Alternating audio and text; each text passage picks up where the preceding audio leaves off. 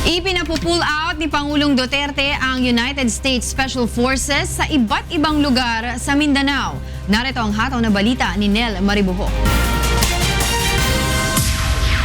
Ipinahayag ni Pangulong Rodrigo Duterte na nais niyang paalisin ang United States Special Forces sa Mindanao region. Kaya yung mga special forces, they have to go. They have to go in Mindanao. Maraming mga puti doon, they have to go.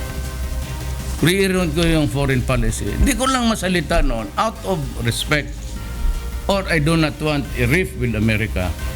Ayon sa Pangulo, mas mapapanganib ang seguridad ng mga Amerikano sa rehiyon kung sila ay mananatili sa Mindanao. Mas lalong iinit. Pagkakita ng Amerikano yan, patayin talaga yan. Kukunan ng ransom yan, patayin.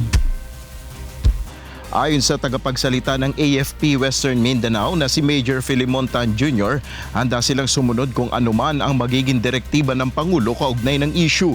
Ilan sa US Special Forces ay kasalukuyang nasa Western Mindanao at nagbibigay ng logistic at technical support sa mga tropa sa militar sa lugar. Ang mga ito ay maliit na bahagi ng dating US Joint Special Operation Task Force Philippines o JSOT-FP.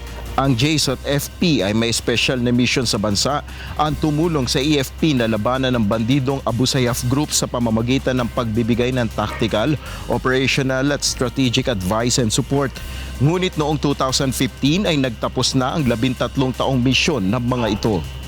Ang alam ko dito lang harassment pang set of first. Oo. Yung iba hindi yan kasi operational na yan.